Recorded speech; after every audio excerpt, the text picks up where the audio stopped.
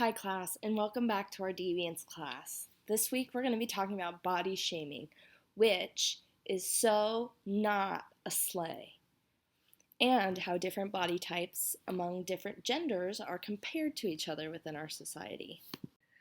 So the purpose of this lecture is to show you guys how social constructionism affects different groups of people and to help you guys understand why some bodies can be considered deviant. So, to start off, what is body shaming? I'm sure that you have all heard this term by now, but it means what it says. Body shaming is when you shame someone, so you make someone feel bad about their body. It's not something that anyone should ever do, and if you ever see it or hear it being done, you should step up and say something. Please. So, as I said in the first slide, we would be discussing how different body types are compared or criticized between different genders. And so to start, we're going to discuss body shaming among women. So between our assigned articles and the textbook chapter for this week, you all better have read everything because this is important topics that we're discussing here. Anyways, women are shamed for their bodies far more often than men. And women are also much more likely to be body shamed for being overweight rather than for being underweight. From one of our articles, archive.nytimes.com, quote, "It only takes a modest weight gain for a woman to experience weight discrimination, but men can gain far more weight before experiencing similar bias, a new study shows," end quote. The article also says that women will start to notice that weight discrimination or weight bias towards them once they reach a body mass index, which is a scale used to measure body fat in comparison with body mass. So once they reach a BMI of 27, and I believe the healthy weight range is like 19 to 24.9, something similar to that, I believe. I know that it's pretty close within those proximeters. I'm sorry I do not have a direct statistic on that. But once it gets up to 27, so just a smidge over what healthy BMI would be considered, that's when women will start to experience the weight discrimination or weight bias. Whereas for men, that doesn't start until a man's BMI reaches about 35.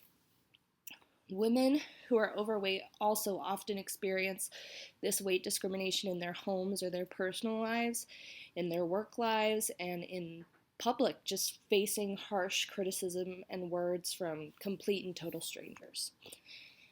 And strangely enough, despite the average weight of an American female only increasing in recent decades, quote, "Evidence suggests that the standard for the ideal female form have gotten even slimmer over the years.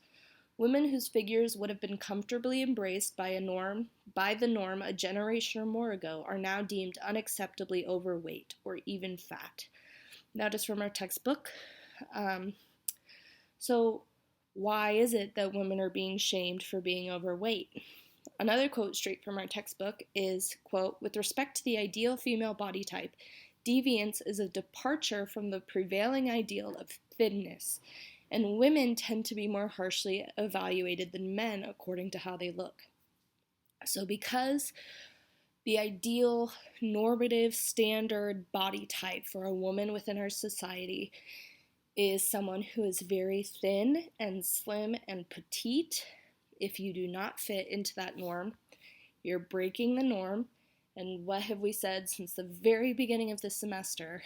You break a norm, you're being considered deviant. If you break a norm, you are considered deviant. And why is this the norm for women? Well, think of Barbie dolls, or like our textbook mentioned, the Miss America pageants. Women grow up in awe over these women or figures of women, and they're conditioned from childhood to think that that's supposed to be what they're supposed to look like, regardless of literally anything else going on. Now for men. While men are also shamed for their bodies, they're more often shamed for being underweight rather than overweight, such as for women. This is because, from economictimes.indiatimes.com, one of our assigned articles, quote, men are innately considered to be the stronger ones, end quote, and, quote, well, men are always considered to be rough and tough, end quote. They are breaking society's norms of being a big, strong, tough man. I mean, another example, think of superheroes. For the most part, superheroes are big, they're tall, muscular men. If they aren't, they will get genetically transformed by the government, like Captain America did, or they'll build a giant suit with built-in nanotechnology like Iron Man, or find some other way to become big and strong and powerful. So you see Tina Fey in distraught because of these consequences of this inequality that we're experiencing. What is the inequality that we have with body shaming and body expectations for men and women? And what are the consequences of these? First, it sucks. It just sucks. I'm a 23-year-old teenage girl, and I have dealt with body issues since I can remember.